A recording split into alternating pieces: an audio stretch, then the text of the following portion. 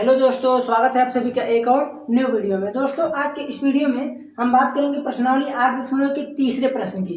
वैसे देखिए, अगर मैं चाहता तो इसको जो है 8 प्रश्न एक ही लेक्चर में खत्म कर सकता था, लेकिन चूंकि बहुत बड़ा लेक्चर हो जाएगा और वैसे भी मैं जब 2 प्रश्न से तीसरे जा रहा हूँ तो वैसे भी 25 से 30 हो जा रहे हैं, इसलिए दो प्रश्न ही बताए जाएंगे। थोड़ा टाइम लगेगा, लेकिन ये तो है, सिलेबस आपका जल्दी ही खत्म होगा, तो घबराइए नहीं। बस यही एक चैप्टर टाइम लेगा, आगे का थोड़ा वृत्त लेगा टाइम, उसके बाद बहुत ही सब आसान है, एक ही लेक्चर में थोड़ा ज़्यादा कवर हो जाएगा। जैसे देखिए, तीसरा प्रश्न जो है, पहले हम थोड़ा प्रश्न को डिफाइन कर देते हैं। तीसरा प्रश्न है कि समांतर चतुर्भुज ABCD का विकर्ण AC। जैसे देखिए, ये है समांतर चतुर्भुज, डायग्राम बनाया है ABCD यानी ABCD समांतर चतुर्भुज का विकर्ण ABCD AC दोनों कोण A एवं C को समद्विभाजित करता है। इसका क्या तात्पर्य है भाई? ये कोण बराबर होगा। ओके, तो कह रहा है कि दर्शाइए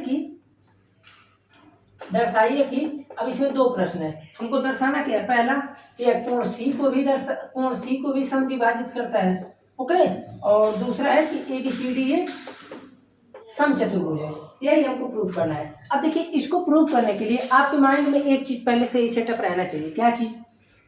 अगर मानिए इसको आपको प्रूव करना है कि कोण C भी समद्विभाजित करता है, तो हम ये प्रूव कर दें कि ये और ये आपस में इक्वल है। भाई, अगर ये दोनों आपस में इक्वल हो गए तो हम सिंपली बोल देंगे कि ये दोनों इक्वल, तो ये कोण भी इक्वल। और अगर ये दोनों कोण भी इक्वल, तो आप डायरेक्टली बोल देंगे कि अगर ये कोण इक्वल, तो ये दोनों साइड भी इक्वल हो जाएंगे। ओके, तो आइए प्रूव करते हैं। सबसे पहले जो चीज दिया है, हमें लगता है कि अब हमें बताने की आवश्यकता ही नहीं है कि दिया है, हमें क्या लिखना है। सिंपल काम, चतुर्भुज ABCD नहीं, समांतर चतुर्भुज ABCD है, जिनका विकर्ण AC कोण A एवं कोण C को समद्विभाजित करता है। आप कहेंगे नहीं, कोण A को ही समद्विभाजित करता है। ओके, समद्विभाजित करता है, ये है हमारा दिया हुआ है। इतना हमको सिद्ध क्या करना है। अब सिद्ध करने में जो क्वेश्चन रहता है आपको वही छाप लेना है। उसके बाद अब आते हैं हम डायरेक्टली अपने सॉल्विंग की तरफ पर। ओके, अब देखिए, जैसे जब हम इसमें प्रमाण की बात करेंगे, यानी क्या चीज इसका इंपॉर्टेंट है हमको प्रूव करने के लिए, तो जैसे ही हम प्रमाण की तरफ चलते हैं तो हमने ये देखा कि त्रिभुज ABC और त्रिभुज ACD में, अब ABC और ACD में यही 2 त्रिभुज है। दोनों त्रिभुजों को देखें तो हम सिंपल एग्जैक्टली एकदम बोल सकते हैं कि भाई AC सभी में उभयनिष्ठ है। AC इक्वल टू AC उभयनिष्ठ है। उसके बाद हम ये भी बोल सकते हैं कि AD इक्वल टू BC, फिर बोल सकते हैं कि AB इक्वल टू CD। क्यों लिखा? आप कहेंगे समांतर चतुर्भुज की सम्मुख भुजाएं।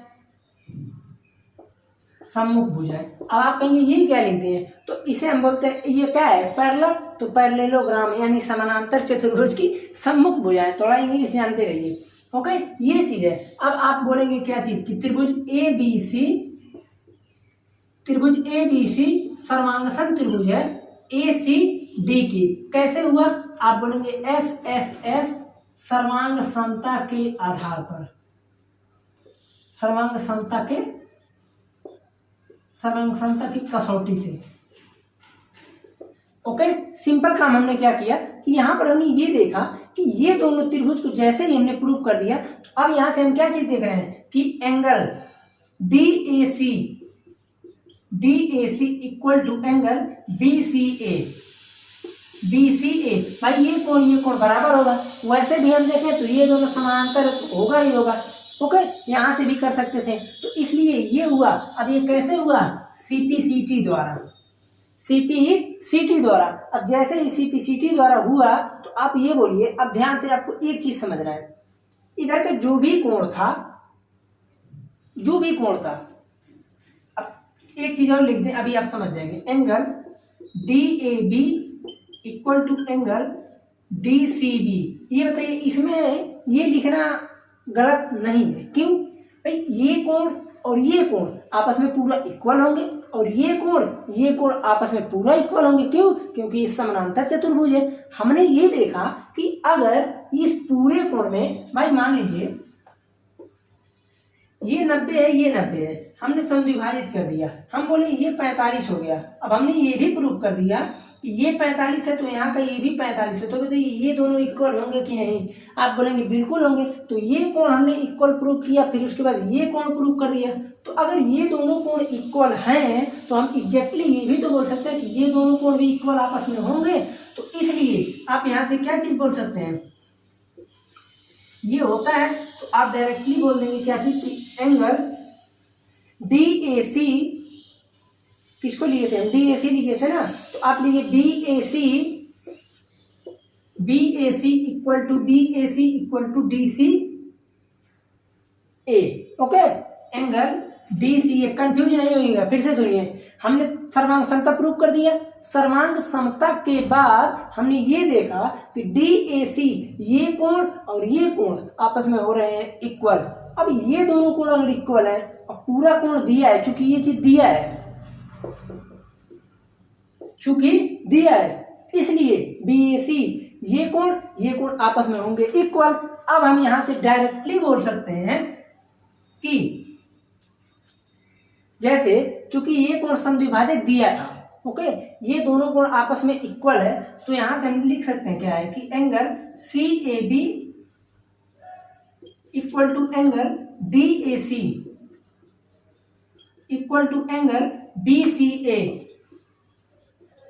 इक्वल टू एंगल DCA, यानी सभी कोण आपस में क्या हो गए? एग्जैक्टली इक्वल हो गए। अब अगर सभी कोण इक्वल हो गए तो हम क्या चीज बोल सकते हैं? अब यहां से आप, जो मेरा क्वेश्चन पहला था कि कोण C को भी समद्विभाजित करता है, तो आप यहां से लिख सकते हैं कि अतः AC कोण C को भी समद्विभाजित करता है। ओके, और यहां से आप लिख सकते हैं कि भाई ये दोनों क्या हो गए? आपस में कोण इक्वल हो गए, ये कोण, तो साइड आपस में इक्वल होगा कि नहीं? ये साइड बोलेंगे आप बिल्कुल होगा। तो इसलिए यहां से हम लिख सकते हैं डायरेक्टली क्या चीज?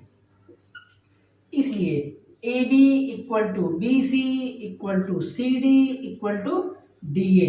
ओके, इति सिद्धम। हमको यही प्रूव करना था। बहुत ही आसान प्रश्न था, सिंपल काम। आपको क्या करना था? दोनों को सर्वांगसम करना था, एक कोण इक्वल कर देना था। दोनों एक कोण जैसे ही, अब आपके मन में एक क्वेश्चन आ रहा होगा कि आप सर्वांगसम प्रूव किए, तो आप ये भी तो बता सकते थे ये दोनों कोण इक्वल है, यानी ये कोण।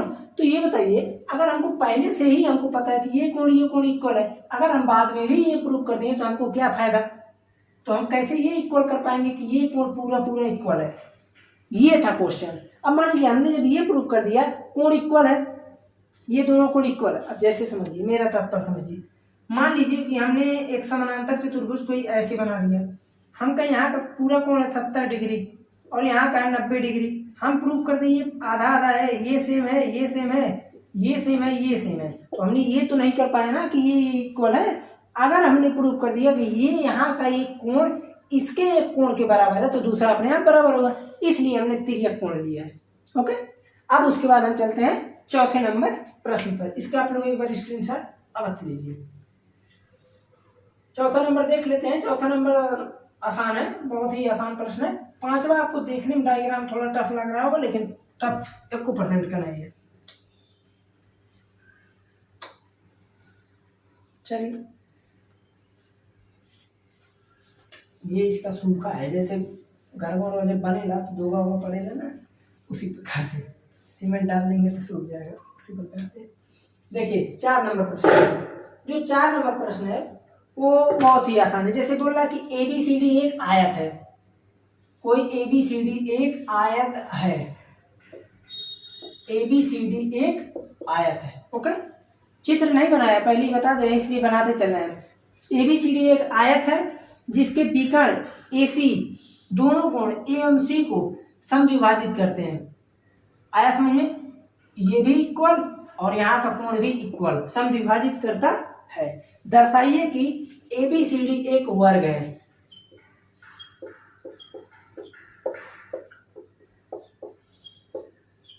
एक वर्ग है। फिर कह रहा है कि विकर्ण BD दोनों कोणों B एवं D को समद्विभाजित करता है। विकर्ण BD दोनों कोणों B एवं कोण D को समद्विभाजित करता है। अब ये बताइए, जो पिछला क्वेश्चन था और ये क्वेश्चन है, दोनों में कोई अंतर है? क्योंकि यहाँ पर समानांतर चतुर्भुज था, ओके, तो इसलिए हमने इसको इक्वल किया कि ये समचतुर्भुज है। यहाँ पर आयत है तो हमको ये प्रूव कर देना कि ये वर्ग है। अब यहाँ पर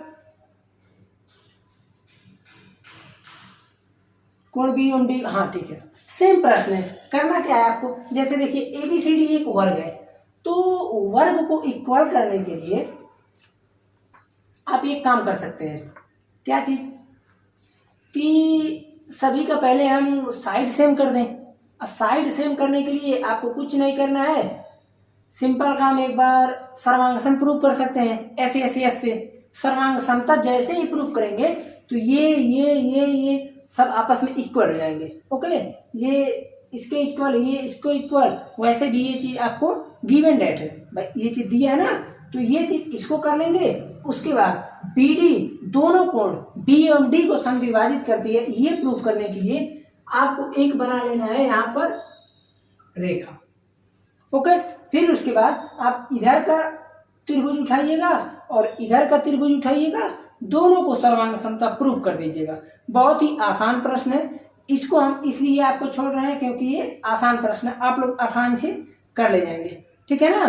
तो इसको आप लोग छोड़िएगा नहीं, बहुत ही आसान प्रश्न है, तो इसको आप लोग कर लीजिएगा, ठीक है। ये लेक्चर काफ़ी छोटा है, 12-15 मिनट का लेक्चर है, आप लोग इसको देख लीजिए। इसको बताते लेकिन सेम एग्जैक्ट पिछले क्वेश्चन की बात ही है। जैसे हमने वहाँ जब एक रेखा खींच के हमने प्रूव कर दिया कि ये समानांतर चतुर्भुज से समचतुर्भुज है, तो उसी प्रकार से है ये आयत से हमको वर्ग प्रूव करना है। अब देखिए, वर्ग प्रूव करने के लिए मैं एक हिंट आपको दे दे रहा हूँ कि 90 डिग्री आपको आवश्यकता है, लेकिन क्वेश्चन में पहले से ही बोल दिया कि आयत है और आयत में भी 90 डिग्री होता है। इसलिए जैसे ही आप प्रूव करेंगे कि ये आपस में इक्वल, आप तुरंत लिख देंगे कि चूंकि ये आयत है इसलिए ये जो हमने प्रूव किया ये वर्ग होगा। आयत था पहले, लेकिन हमने प्रूव कर दिया नहीं भाई, ये सब कोण आपस में बराबर है, ये कोण इसके बराबर, तो ये भुजा इसके बराबर, ये यहाँ तो ये यहाँ हो गया, तो इसीलिए आपको सर्वांग समता प्रूव करना पड़ेगा कि ये इसके बराबर हो जाए, ठीक, ओके। यही चीज ये क्वेश्चन एग्जैक्टली बोल रहा था, तो इसलिए आप लोगों का ये हो गया होमवर्क। और बचे हैं 5, 6, 7, तो अगले लेक्चर में जब भी मिलेंगे तो 5, 6, 7 एग्जैक्टली पूरा का पूरा खत्म कर लेंगे, ठीक है। तो चलते हैं, मिलते हैं फिर अगले लेक्चर में।